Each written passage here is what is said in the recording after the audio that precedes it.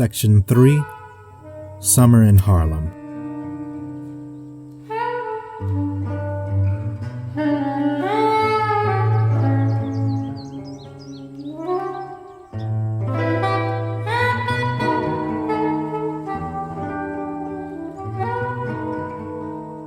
The summer after high school, I took a train down from Joplin, Missouri to Mexico City, where my father had lived in the area for some time. This trip excited me. Anybody that has ever been to Missouri knows it's hot and humid during summers. So for some reason, I thought Mexico City would be a better option. I was wrong.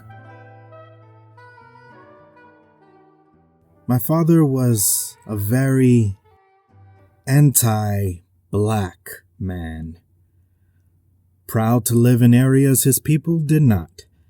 Although, initially, he wanted to move away from his country to escape racism. When I arrived to his farm, just about the first thing he asked, "Langston, how about you go study in Europe? Switzerland's a great place. You can study to be an engineer and maybe learn 3 languages while you're at it." I could never agree with my father's strange dislike for his people. America had taught him to hate his skin, hair, eyes, and he knew almost nothing about where he came from. I am black, and I love my people. With my interest being in Harlem, I replied, "There's a great university named Columbia in New York." Now, I wasn't going to tell him it was in Harlem. It's Ivy League, great engineering program, white education, and I'd be home for the holidays. This phrasing I knew would appeal to him, and it worked. He would pay for my studies in Harlem. Now, the truth is, I knew I wanted to live in Harlem far before my trip to Mexico City.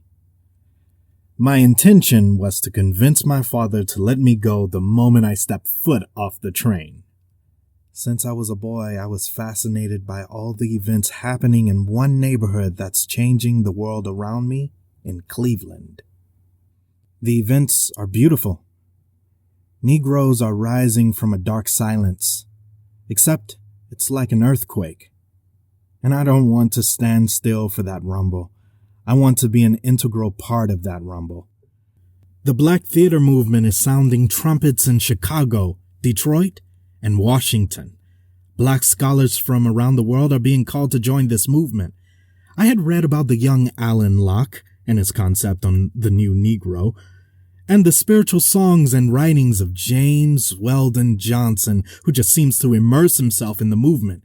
And Jessie Fawcett, who works for The Crisis, she's even reached out to me a few times to publish my poems.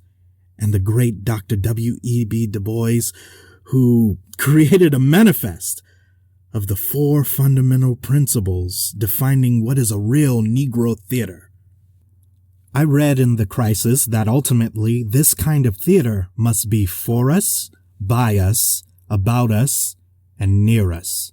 And no one agrees. That's exciting. The debate has become an international conversation, and I want to be a part of it. Golly, I wish summer was over now. I stay up whole nights planning my trip to Harlem. Who I'm going to meet, where I'm going to go. It's the opposite of my father's vision. I'm not running from. I'm going toward my dream. My father encouraged me to learn Swiss, French, and German, become Eurocentric, but I want to learn the language of Harlem. I arrived in New York City at the end of that summer. The city was everything I had read about and more. It did not surprise me, of course, that by the end of fall semester at Columbia, I was not interested in learning 3 languages. I wanted to learn the language of Harlem. Harlem was already blooming. There was an air of expectancy, and I could hear people calling from their windows to deli shops to barbershops all the way up to the Apollo. The Black theater movement had just begun.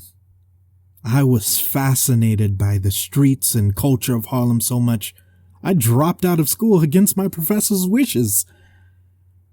I told my father one day, in which He laughed at me. I remember what he said. He said, "Langston, my son, you are a fool." And I never heard from him again. Have you ever felt that you were being called to do something? No, not a passion for a trade, but your calling. A purpose that came from the heart. Somewhere I read from Alexander Graham Bell, when one door closes, another opens.